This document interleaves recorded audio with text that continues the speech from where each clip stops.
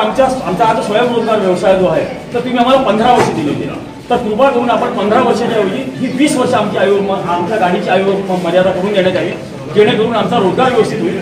त्यानंतर या वाहन चालकांचं वय 50 झालेलं आहे आणि ज्याच्या गाड्या आता 15-16 वर्ष झालेल्या आहेत तर त्यांना नवीन गाड्यांमध्ये परमिट देण्याची कृपा करावी, जेणेकरून त्याचा उदरनिर्वाह पुढे सुद्धा त्याच वाहनावरती होऊ शकेल, कारण की तो या व्यवसायाव्यतिरिक्त दुसरा काही करू शकत नाही आहे.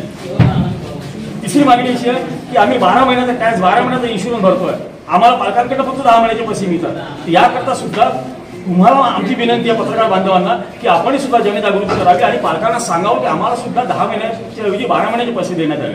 त्यानंतर अवैध आणि वैध हा जो मुद्दा नागपुरात महाराष्ट्रात सुरू आहे तर यावरती शासनाने पुढे ते हस्तक्षेप करून जे अवैध आहे त्यांना वैध करा, त्यांचा सुद्धा रोजगार आहे. आम्ही त्याच्या विरोधात नाही आहोत, पण हा जो फरक जो झालेला आहे की वैध वाहनांना ज्यावेळेला चालान मिळाला ते 50,000 आणि बाकी वाहन चालकांना 5-10,000 रुपये झाला. व्यवसाय दोघांचा सारखा, गुन्हे दोघांची सारखे आहेत. मग या दंडामध्ये एवढा भेद कशा करता फरक ठेवताय तुम्ही? म्हणजे आम्ही शासनाच्या नियमाने चालतो हा आमचा दोष आहे का? की आम्ही शासनाला सोडून आम्ही म्हणजे गैरव्यवहार आम्ही करायचे का, गैरप्रकारे आम्ही गाड्या चालवायच्या का? आम्ही तुमच्या पूर्ण 21 नियमांचं पालन करतो. त्यानंतर अजून गेल्या 13-14 वर्षामध्ये स्कूल व्हॅनची व्याख्या दुसरी कोणतीच नाही आहे.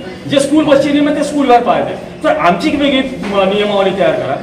माननीय परिवहन मंत्र्यांनी ज्या वेळेला 22 मेला डिक्लेअर केलं होतं की आम्ही मॅजिक गाड्या स्कूल व्हॅन आम्ही देतो आहे, तर त्याचा अजूनही कुठेच काही लेखाजोखा नाही आहे. त्या सुद्धा आम्हाला द्या. आमचे अवैध वाहन चालक जे आहेत ते सुद्धा त्या गाड्या घ्यायला उत्सुक आहे, ते तयार आहे, कारण त्यांना तो रोजगार करायचा, त्यांचे कुटुंब त्याच्या भरोशावरती आहे.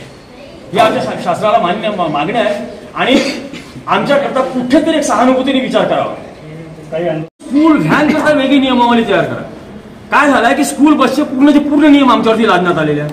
स्कूल बस किती मोठी, स्कूल व्हॅन किती लहान, म्हणजे 50 वर्षाचा माणूस जेवढं ओझं उचलू शकेल तेवढं तुम्ही 5 वर्षाच्या पोरावर टाकून दिलं. अवास्तव नियम लावून दिलेले आहेत. त्या नियमाचं आम्ही पालन करायलाही तयार आहोत, पण कुठे तर आम्हाला शिथिलता द्या ना. 50-50, 60-60 हजाराचे आम्ही तर चालान भरत राहिलो तर आम्ही जगायचं कसं? आणि अट घालून दिलेली होती आणि शासनाने सुद्धा सांगितलेलं की प्रत्यक्षात परिवहन समिती पाहिजे. किती शहरामध्ये परिवहन समिती आहे आणि त्या परिवहन समितीमध्ये सुद्धा आमच्या व्यवसायाशी संलग्न किती लोक तुम्ही घेतलेले आहात? स्टेट बोर्डाच्या शाळांमध्ये काही शाळांमध्ये परिवहन समिती आहे, परंतु ज्या सीबीएसई शाळा आहेत त्या शाळेमध्ये किती ठिकाणी परिवहन समिती आहे? त्या परिवहन समितीमध्ये कोण जातो तर त्या ठिकाणी ज्या 50 बसेस चालतात त्याचा जो कॉन्ट्रॅक्टर राहतो तो राहतो. स्कूल व्हॅन चालकांपैकी कोण आहे त्या परिवहन समितीमध्ये? कोणीच नाही. म्हणजे जो या व्यवसायाशी संलग्न आहे, जो या व्यवसायाचा समस्या मांडू शकतो, तुम्ही त्यांना आपल्यामध्ये घेऊ शकत नाही. परिवहन मंत्र्यांना माझी विनंती आहे की तुम्ही परिवहन मंत्रालया अंतर्गत जी परिवहन समिती आहे त्यामध्ये तुम्ही आमच्या क्षेत्रात एखादा कोणी घ्या, जेणेकरून आम्ही तुम्हाला आमच्या समस्या सांगू शकू.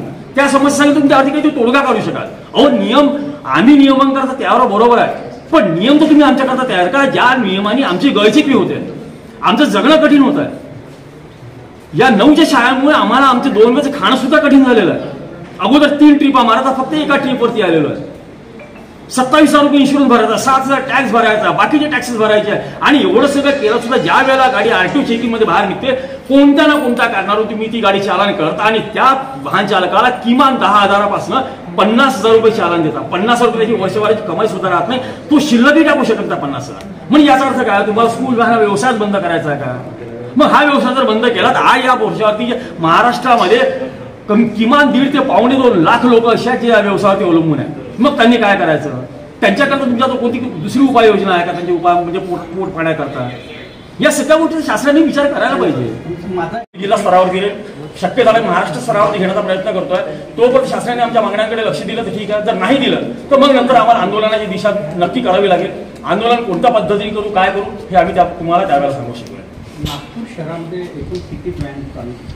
ज्या स्कूल व्हॅन आहेत, ज्या आरटीओ परमिटेड आहेत 4,500 स्कूल व्हॅन, फक्त स्कूल बसेस नाही. स्कूल बसेसची संख्या वेगळी.